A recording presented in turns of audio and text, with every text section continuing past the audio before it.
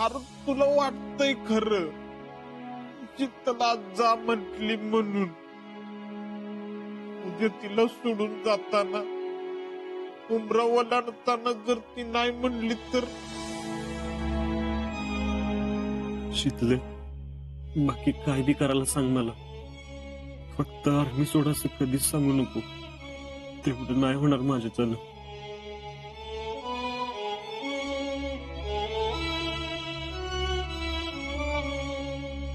अहो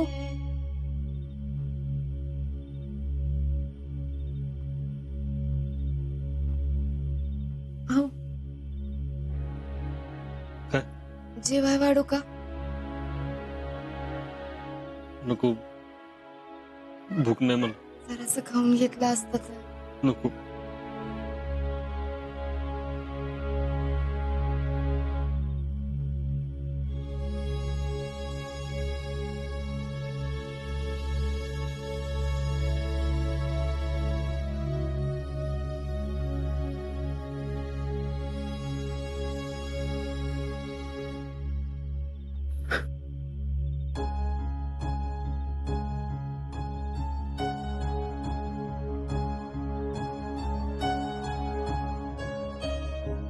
अहो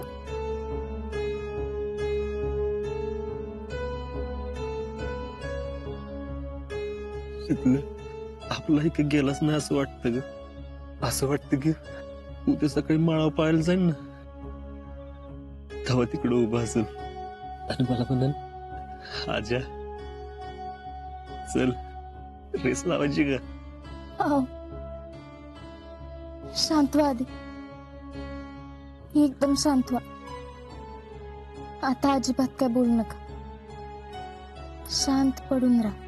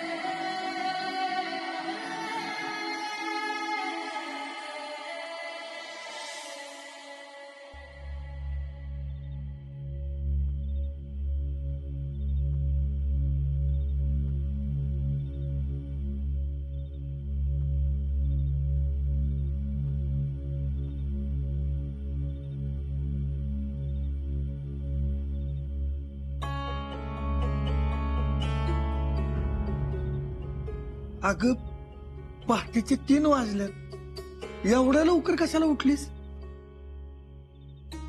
काय नाही, असंच. काय झालं? हो रातभर जागीच आहे मी, डोळ्याला डोळा लागत नाही. काय झालं? विक्रमचं बघितल्यापासून डोक्यात नुसती कालवा कालव चाललीये बघा. अगं जे झालं ते ना तू टाळू शकत ना मी. नियतीनं जसं ठरवलं असेल तसंच होणार. अहो पण काही गोष्टी नियतीऐवजी आपल्या हातात असतील तर. म्हणजे अहो तुम्हाला कळत कसं नाही, 2 दिवसात आता अजिंक्य जाणार. उगाच काय बाय मनात आणू नकस. असं म्हणून कुठं काय होतंय वय. 2 दिवसापासून माझ्या तर उरात धडकीच भरली बघा. त्या पिक्याच्या आईकडे बघितलं की त्या जागी मला आपली शीतलीच दिसायला लागते. असला अभद्र मनात विचार आणू नकोस. अहो मी काय तर मुद्दाम करते वय, पण कालपासून बघितलं ना पिक्याच्या आईची अवस्था कशी झाली आहे ती. भय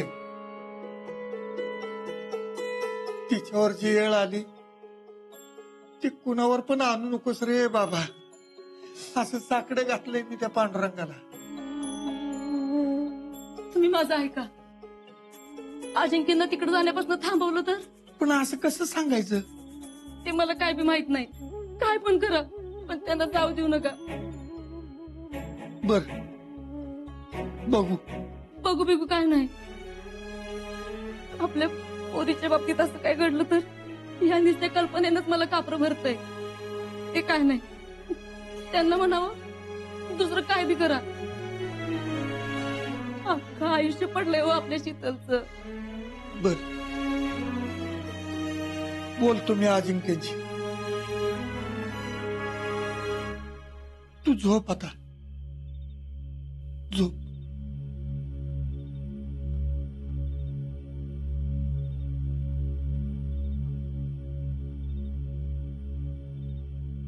देवा पांडुरंगा, तुझ्या मर्जी पुढं आमचं कुणाचं काय चालणार बाबा. आमचं भोग आम्हालाच फेडायला पाहिजे. फक्त सोसल असं दुःख वाट्याला घाल, एवढंच मागणं आहे बघ.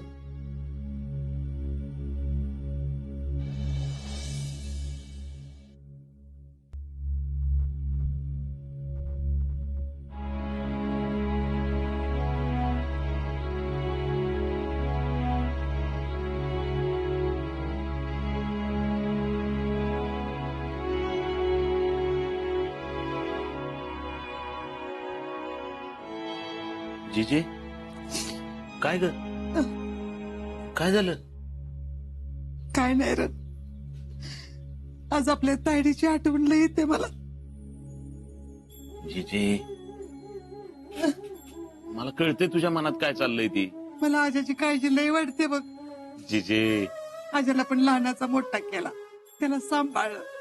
आता त्याचं पुढं काय होणार ह्योच दुसऱ्यासारखा विचारतोय माझ्या बघ. अगं मग त्यात रडायचं काय? हा, आता समजा चांगलं आहे का नाही? आजा बी मार्गाला लागलाय, सोन्यासारखी बायको आहे, संसार आहे, अजून काय पाहिजे? अरे म्हणूनच काळजी वाटत्या. जीजे, काय बोलती काहीच कळना बघ मला. अरे समाधान्या, 2 दिवस झाले माझ्या डोळ्याची झोप उडाली बघ. जीजे,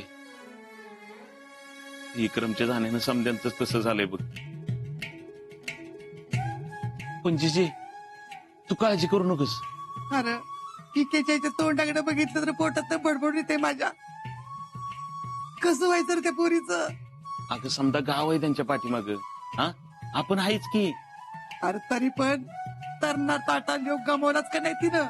जीजे, जे झालं ते झालं, त्याच्या रोगात आपण कशाला जास्त. म्हणूनच मन घाबरते माझं. समाधानी ऐक माझं, आपण नको आजाला पाठवायला. अगं पण पण बिन काय नाही, मी सांगते त्याला.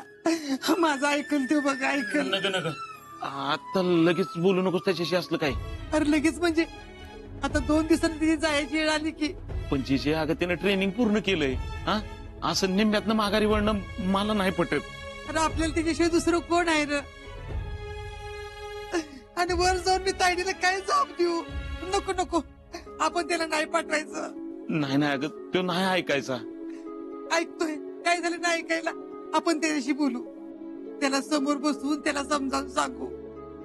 त्याला म्हणायचं, तुला बाबा काय करायचं असेल ते इथंच याच गावात कर. जी काय मिळेल ती मीठ भाकरी आपण सुखान बसून खाऊ इथं. अगं जीजे, ऐक तरी तू. काय नाही जिजे बिजे, आधीच्या घरावर एका मागणं एक नाही ती संकट येतात. आता आता कुठं पोराचं लगीन झालंय, त्या जेडीचे असं. उद्या काय कमी जास्त झालं तर काय करू बाबा मी? नको नको नको नको, नाही पाठायचं आपल्याला. आर्मी बिर्मी काही नको ते. अगं ऐक तरी तू.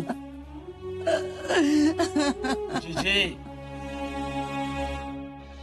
आपण आता चांदवडी या गावामध्ये आहोत. विक्रम राऊत यांच्याविषयी आपण आता जाणून घेणार आहोत. त्यांचे लहानपणीचे मित्र आणि उज्ज्वल बँकेचे संचालक हर्षवर्धनजी देशमुख उर्फ भैयासाहेब यांच्याकडून. भैयासाहेब, काय भावना आहेत, काय सांगाल? विक्याबद्दल काय बोलू, किती बोलू आणि कसं बोलू असं आमचं झालंय. विक्या आमचा लहानपणापासूनचा अगदी जवळचा मित्र होता.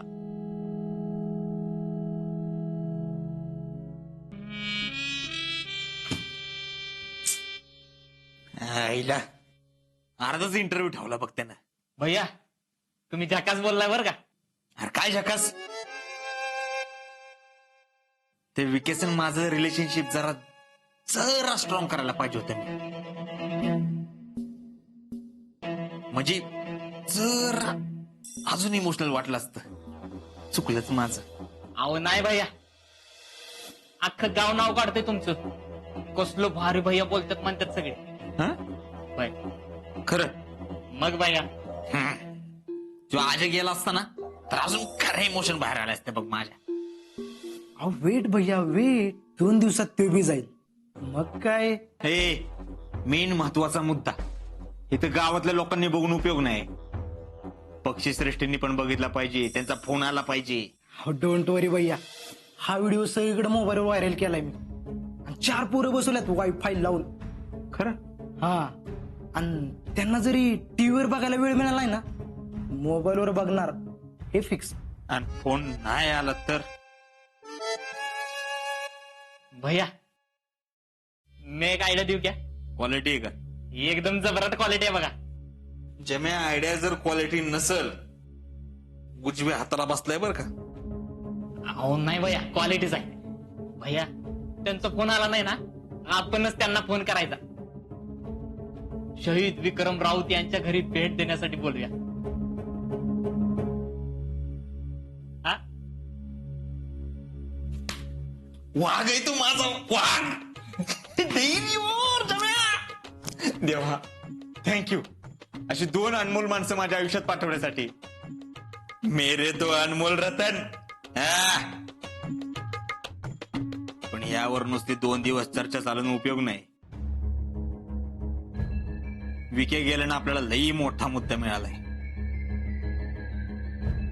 तो आपण आपल्या कामासाठी पुरवून आणि योग्य पद्धतीनं वापरला पाहिजे.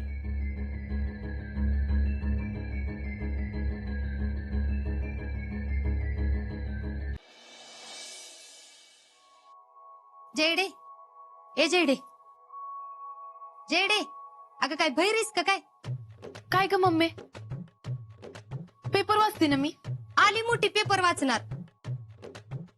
चल जरा मला किचन मध्ये मदत करू लाग. एवढं वाचून झालं की येते. काय पोरगी तर आहे, एका कामाला हात लावायला मागत नाही. खायला कारण भुईला भार. नुसतं पेपर वाचून लय मोठं दिवा लावणार आहेस माहिती. इथं काय बातमी आली ना पेपरात ती वाच, मग तुझ्या डोळ्यामोरचं बी दिवं पेटतील. अशी काय बातमी आली? ऐक, शहीद विक्रम राऊत यांना सरकारकडून 25 लाखांची मदत जाहीर. केंद्र सरकारकडून अधिक मदत मिळवून देण्याचे मंत्र्यांचे आश्वासन. अगं बाई, एवढं 25 लाख? 35 लाख केंद्र सरकारचे मिळून, आणि वरनं जमीन आणि पेट्रोल पंप बी देणारे असं मान्य केलंय. एवढं बरंच आहे की म्हणायचं. म्हातारीच्या तर आयुष्यभराची सोयच झाली. तिला कशाला लागतं एवढं? होय, पण मी काय म्हणते, आता सरकारने त्या म्हातारीची सोय केली ना, मग जरा ह्या महाराणीला पण म्हणावं आपल्या घराकडे बी लक्ष द्या. काम आमच्या बोकांडी मारून बोंबलत हिंडायला पाहिजे नुसतं. सगळं गाव म्हणतंय किती करती, ना नात्याची ना गोत्याची, पण म्हातारीची पोटच्या लिकिवानी काळजी घेती.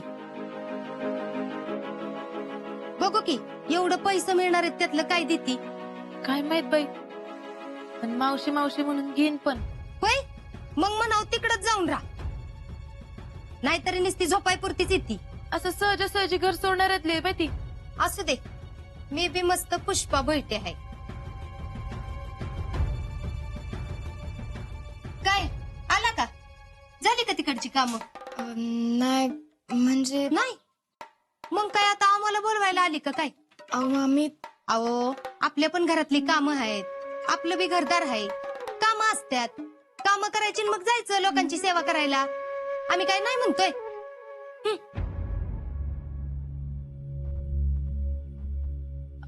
ही पेपरातली बातमी वाचली का विक्रमची? कसली बातमी? नाही, सरकारनं त्याला इनाम म्हणून जमीन आणि पैसे द्यायचं मान्य केलंय. बरंय, मावशीची पुढची सोय झाली. पण गेलेला माणूस थोडी ना परत येते. एकदा माणूस गेला की गेला, मग काय बी करता येत नाही. मला तर बाई धस्सच झालं विक्रमचं ऐकून. म्हणलं आता अजिंक्य बी जाणार आणि काय, त्यांना काय बी होणार नाही. मी बी तशीच प्रार्थना करते देवाकडं, त्यांच्यासाठी नवस बी बोलणार आहे. तसंही माझ्या हातात काहीच नाही. म्हणजे म्हणजे मी तर त्यांना जाऊच दिलं नसतं. उद्या काय होईल कशाचा काय भरोसा. मी मस्त मनधरणी केली असते त्यांची, पण मला पक्क माहितीये ते काय माझं ऐकणार नाहीत म्हणून. अहो आता फौजी म्हणले होते अगं पोवायला किती बी चांगलं येत असलं म्हणून खवळते समुद्रात उडी नाही ना घेत कोण. त्या विक्रमचा फोटो बघितला की बाई आजकाल मला. तुम्ही असं काही विचार करू नका. त्यांनी देश सेवेची शपथ घेतलीये. तसंच तुझी बी आयुष्यभर साथ द्यायची शपथ घेतलीच ना लग्नात. मी आपलं काळजी पोटी बोलतीये. काही झालं तरी काळजी वाटतेच ना आपल्या माणसांची.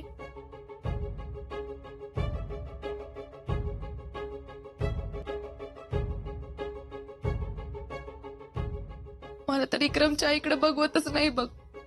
आता मस्त मदत येईल, पैसे येतील, पण काय फायदा त्या जमीन आणि पैशाचा. बिचारी आयुष्यभरासाठी एकटीच पडली ना. कसं होणार आहे कुणाच ठाऊक आता पुढं. माझ्या जीवाला तर लई दागदुग लागून राहिली. असं वाटतं की जाऊन थांबवावं त्यांना, पण ते माझं नाही ऐकणार. तसंही माझा हक्कच काय त्यांच्यावर. पण शीतल, मी तुझ्या जागी असते ना तर मी त्यांना जाऊच दिलं नसतं. पण मी भक्कमपणे त्यांच्या पाठीशी उभी राहणार असा निर्णय घेतलाय.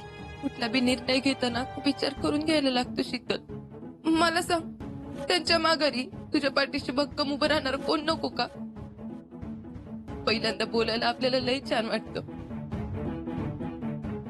आता माझंच घे, काय अवस्था आहे ग माझी. माझं लग्न झालं तेव्हा माझ्या नशिबाला हे असंच नाही असं कुणाला वाटलं होतं का? सगळ्या गोष्टी आपण ठरवू, आपण म्हणू असं नाही होत शीतल. अहो पण चांगला विचार करा की तुम्ही. मी चांगलाच विचार करते ग, पण तसं होत नाही ना. माझा संसार सुखाचा व्हावा म्हणूनच मी प्रयत्न करत होते. माझा नाही, पण किंमत तुमचा तरी संसार सुखाचा व्हावा असंच मला वाटतं. तुमच्यासाठी जीव तुटतो ग माझा. अजिंक्य मित्र आहेत माझे, लहानपणापासूनची मैत्री आमची. त्यांच्या बाबतीत असं काही घडलं तर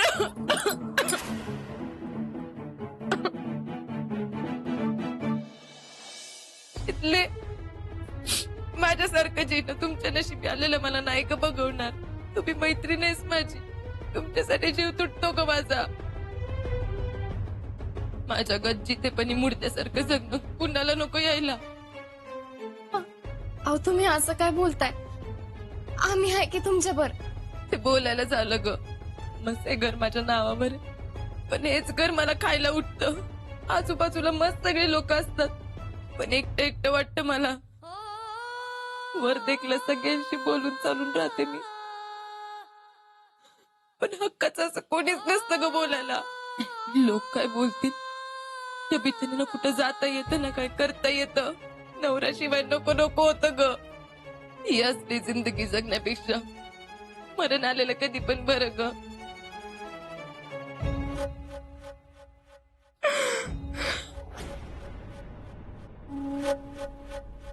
झेडी जे काय म्हणते ती बरोबर आहे का चूक. माझा निर्णय चुकला तर नाही ना. थांबवावं काय ना. पण कालच तर जावं म्हणले. त्यांच्या माग भक्कमपणे उभं राहायचं असं ठरवलं. जयडी म्हणते तसं त्यांच्या माघारी माझ्या माग कोण उभं राहणार. नको नको शिकले, काय नाही होत त्यांना. पण ईशाची परीक्षा कशाला बघायची.